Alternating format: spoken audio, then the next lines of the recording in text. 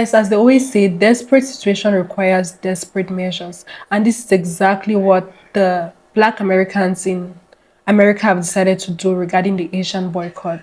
And these guys are literally pissed off that they are fighting back. And I don't know if it's valid or not, because they're like, why punish an entire community for the crimes of one person? Well, I don't know if they're right to say that. While the Black Americans are like, we've been facing this the whole time. It's not like this is the first scenario or the first situation where we have had this, so I've just decided to fight back. So I don't know whose side you're on, and I really like to hear that at the end in the comment section. So let's dive in, because what you're about to see will expose to you exactly what is happening in real time. So let's dive in. I want to be your enemy. I understand you guys are upset and you want to boycott Asian run businesses. Totally fair. I do acknowledge that many Asian people could be racist. And I condemn all races, regardless their ethnicities. Racism should not be accepted or tolerated. But not all of us are racist. I don't think I'm racist. I mean, I try not to be. I don't think I'm racist. I'm just Asian. I don't think it's fair that we all are punished because of one guy. I mean, I don't know who the Rick Chow is. Why are we all punished because of this one guy? But don't call all Asian people our enemy.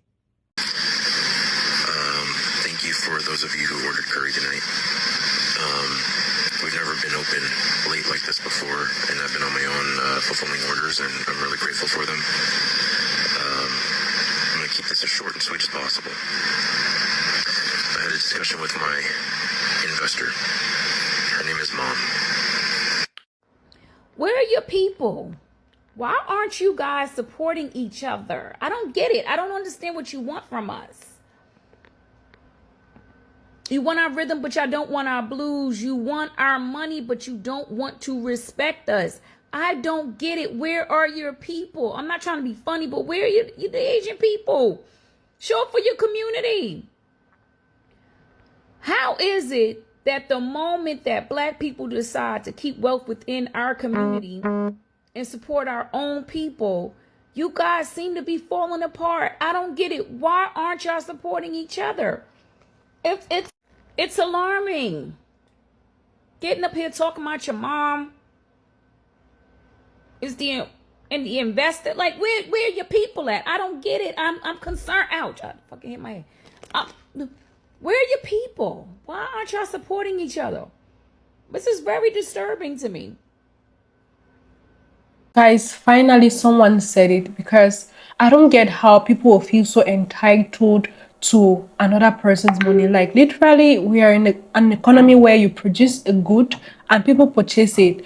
And I don't think if as a customer I enter your shop, you treat me badly or disrespectfully, I'll come back. It doesn't make sense at all. Yet, Black people have always been coming back to those, Black Americans have always been going back to those nail salons and those shops, despite that issue.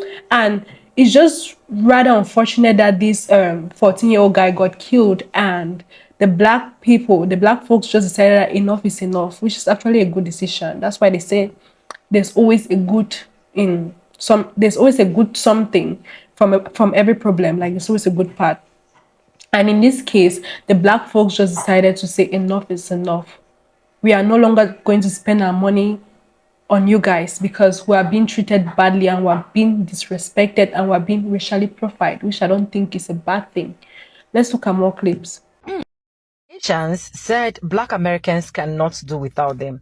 They said Black Americans cannot wear Nikes, they cannot wear makeup, they cannot do this, they cannot even do their common nails if eventually Black Americans decide to boycott Asian in America. Look at the stores. Asian stores are empty. Their stores are empty. Black Americans are not opening their stores. They're not spending their dollar within the Black community. Why do you think it is impossible to do something? I don't know. Now Asians are crying bitterly. Asians are saying they don't have anything to rely on because a lot of them rely on nail tech, salon shops, stores in America. Now, Black Americans are taking everything back. They're not destroying their properties. They're just saying we are no longer spending our dollar there. We are going to be spending it in the Black community. They never even starts. Asians are crying already. Don't ever underestimate the power of any ethnicity, honestly. The way y'all keep coming with excuses as to why these nail shops and other Asian businesses and restaurants and stuff are empty, y'all really don't believe that when Black people set their minds to it, that they can actually stick to it and make differences.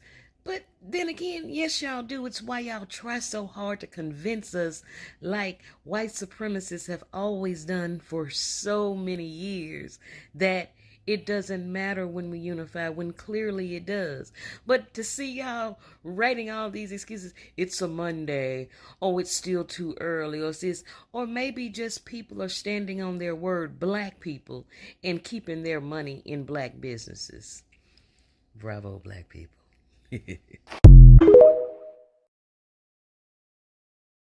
The way we finally decided to boycott some of these businesses brings to my mind the way that Black businesses have been boycotted by everybody.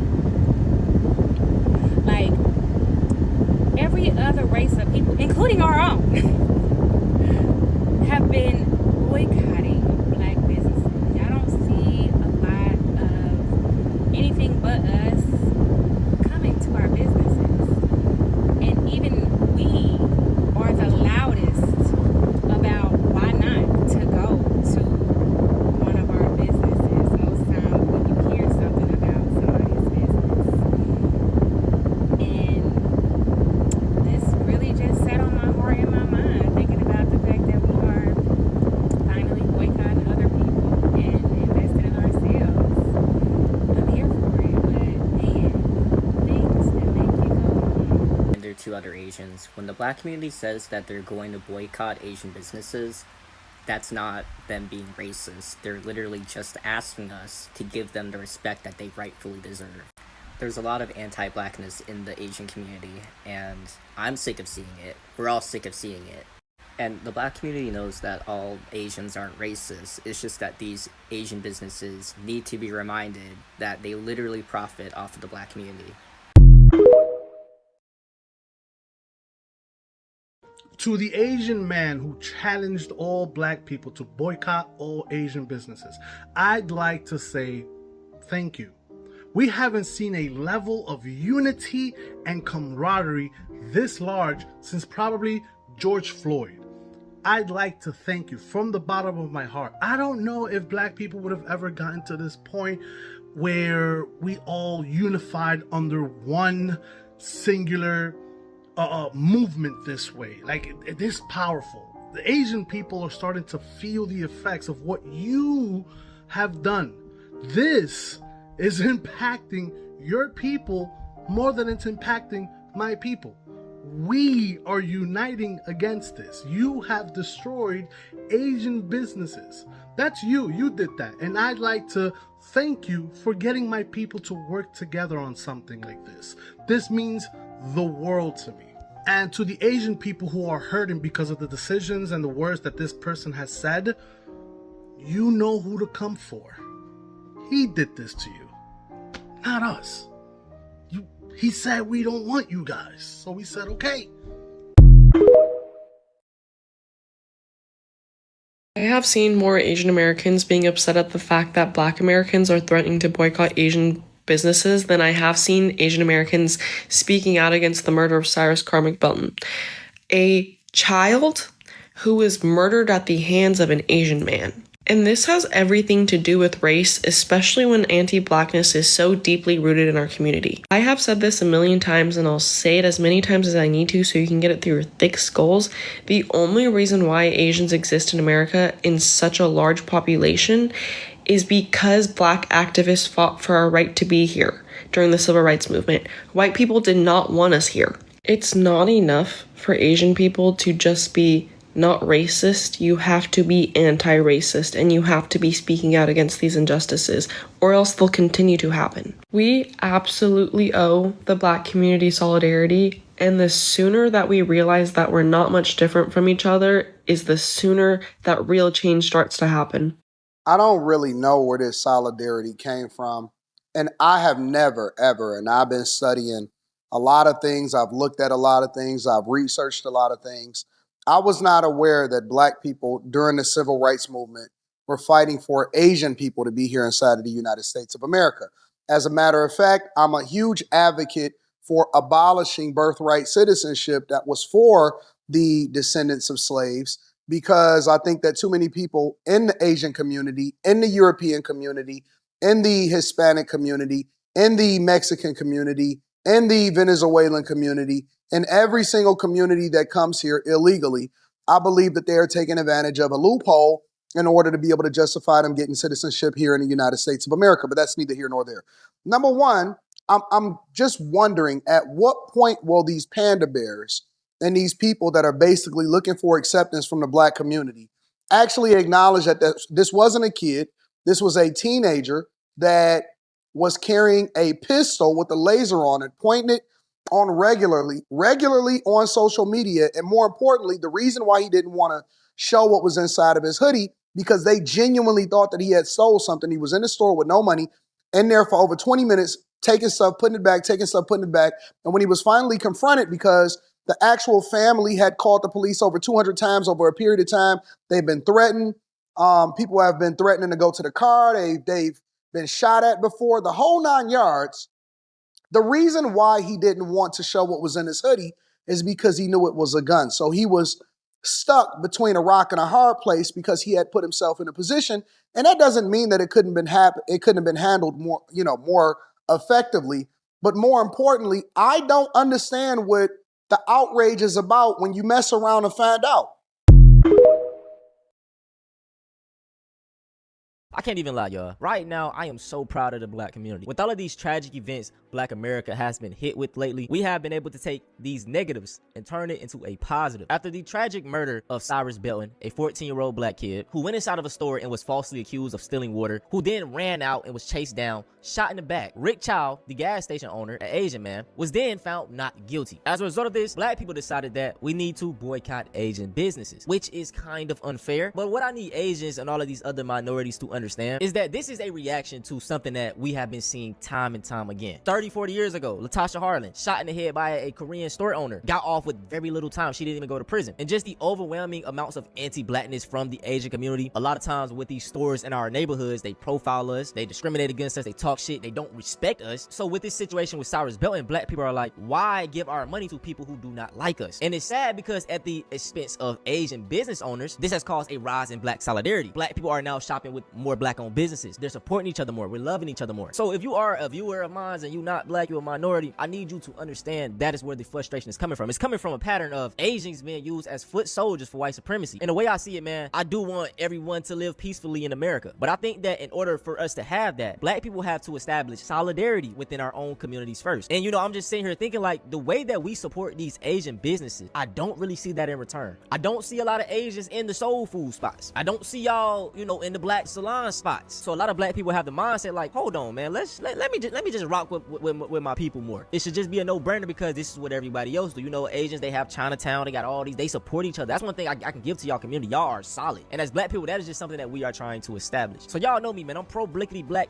to the fullest, but I do want to have nuance to the situation. I feel bad that this is at the expense of, some of the good Asian business owners. But at the end of the day, we have to prioritize ourselves in order to actually establish this solidarity that the whole world wants. It's only right that we put ourselves first. Now, what I want to do to carry my load, y'all, is I want to start promoting some Black businesses on this channel. I'm going to make a new business email, and it's going to be in the description of this video. Whatever your Black business is, it don't matter if you sell comic books, if you do paintings, if you sell jewelry, if you sell toilet paper, no matter what it is, shoot me an email, give me an overview of your product, send me your website, and what I want to start doing is dedicating the last couple of minutes to my videos of just supporting Black businesses. And all of this is going to be free of charge. I don't got to pay me or anything. I have a huge platform, and this is the least I can do, man. So shoot me an email if you know somebody with a Black business, send them my email. So yeah, man, make sure y'all do that. But in this video, we are going to look at some reactions from the Asian community and just see what y'all folks on, man. So right here we have an Asian young man, and he says, we're going to boycott Asian businesses. And he said, but there are no other grocery stores in the hood.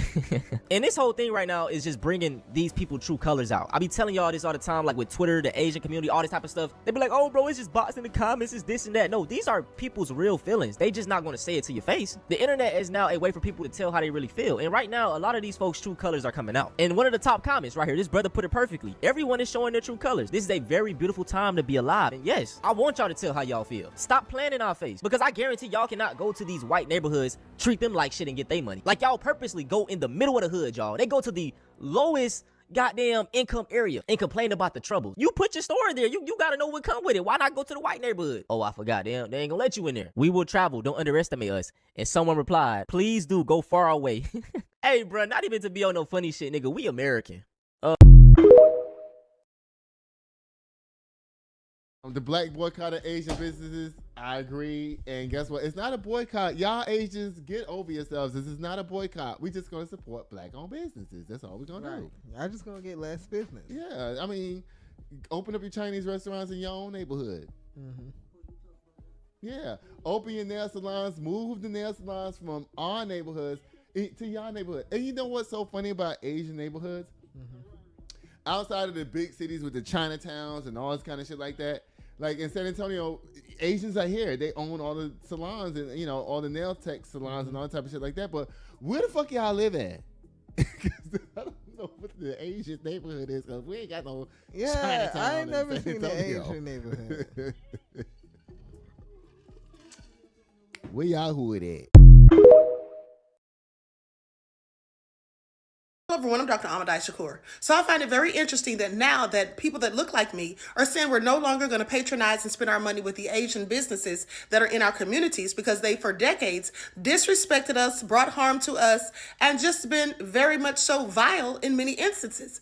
And so now they're accusing us of being racist and hateful and spreading anti-Asian hate and all of that. Well, we've never been the ones to collectively spew anti-Asian hate or be racist towards them.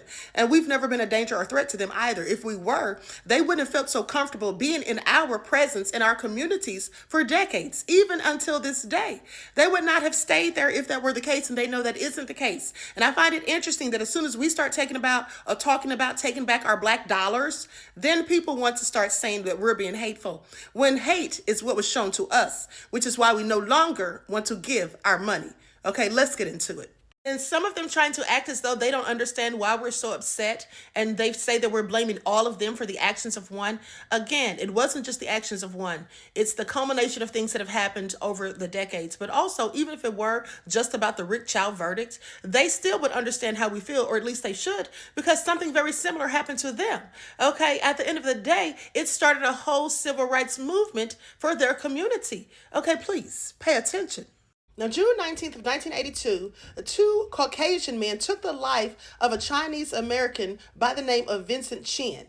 Okay, his life was taken after he was repeatedly pummeled with a baseball bat. Now, the two people who did this got absolutely no consequences, and the Asian community was very upset, and they took to the streets because they wanted justice, just like we do. Okay, so please pay attention. Was about to be married.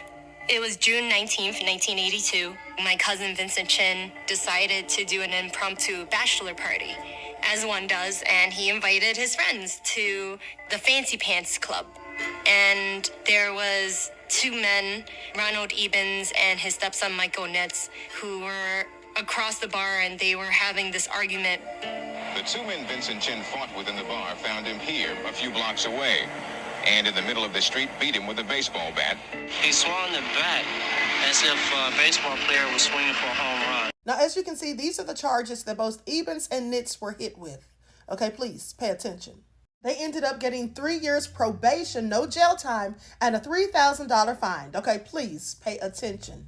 As you can see, they were very upset and they wanted justice, as I said. And they were just as upset as we are right now, saying the same things, some of the same things that we have been saying. You know, that if the roles were reversed and had been the shoe on the other foot, how things may have turned out quite differently. Please pay attention. They definitely didn't think that a $3,000 fine and probation would suffice. Eventually, they were able to prove, after a witness came forward, that the incident was racially motivated. So they also were very upset, and due to the public outrage at the small fine and the probationary period that was imposed, well, this eventually led to a federal indictment for them violating Vincent Chin's civil rights. Okay, please pay attention. At a federal trial, Evans was found guilty for one count of violating Vincent Chin's civil rights. And he was sentenced to 25 years. But then his conviction was overturned on appeal. Okay, causing more outrage. Please pay attention. The movement. The sentences outraged Chinese Americans in Detroit and around the country. When Vincent Chin was killed, that was a turning point for the Asian American community. We knew that terrible thing had happened to Vincent, but it could have been my brothers, my friends. It was really a pan-Asian movement that developed. Truly a civil rights movement. Vincent Chin's mother was so grief-stricken and so upset that she didn't get any level of justice for her son's death. She ended up packing up her things and going back to China. Okay, please pay attention. And mind you, when all of this was going on, the people who look like me absolutely had empathy and sympathy for them. It's interesting that the people who make all of their money, most of their money, a large portion of it, off of our community, and who've been through some of the same hateful things that we've had to deal with in this country at the hands of the same people, look at us as though we're just cash cows and they don't have to care anything about our lives. And then they get upset rather than showing empathy and sympathy, get upset when we finally decide to stand up and demand justice and respect. Please pay attention.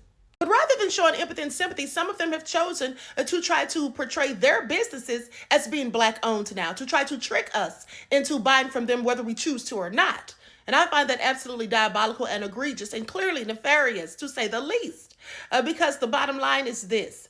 If you say that you don't need our money and you challenged us to this, and now we're actually doing it, why would you have to go and try to portray yourselves as businesses owned by us to try to continue to get us to patronize you? Because obviously you do, absolutely, beyond a shadow of a doubt, I still need our money. Okay, please pay attention. I'm always pro-Black. I don't need a reason to be pro-Black. This is why it's important for us to be intentional in our wording and how we say things. We calling stuff a boycott. It's not really a boycott. You saying you're boycotting Asian businesses, beauty supply stores. That's not what you're actually doing. Boycott has intention, it's purpose, there's a goal, it's organized, and it's intended to be temporary in most situations. You have something you want the business to do, but that's not what I'm hearing a lot of you saying. And we need to differentiate what it is we're trying to do, and that way we can actually accomplish it. Because putting money back into the Black community is a boycott. That means it's not going to keep going. It's just going to be a temporary thing. It's not something you need a boycott for. Like, you could have been supporting Black-owned businesses. We didn't need to boycott another business to support Black-owned business. We just need to support the Black-owned businesses, do reviews for Black-owned businesses, let people know, like, these are the good ones that I've had good experiences with. These are the bad ones I've had experiences with. And make that content and then let that translate into the real world. Because that's another thing. A lot of people making content, but they're not living out what they're saying in the content. Putting money into the Black community ain't got nothing to do with what the Asians doing. Now, if you just saying, well, I'm tired of being treated this way, the customer service I'm getting, I'm putting money back into the Black communities that you're in, if they change that, are you going to go back? That would be the goal of a boycott if that's what you're doing. But if you just saying, yeah, I just want to put my money over here, that's a completely different thing that we should do, but be intentional about that's the thing that you do. So the message don't get construed. And then when other people see that outside of us, it don't get used against us. Because you can't boycott an entire race of people.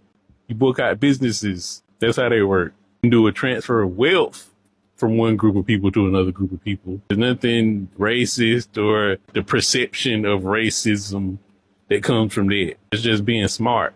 Change our wording, change the way we label stuff, be intentional in the things that we say that we're going to do and why we doing it. Don't just do it from an emotional standpoint, because that's the thing they always used against us. Those things also don't last, by the way.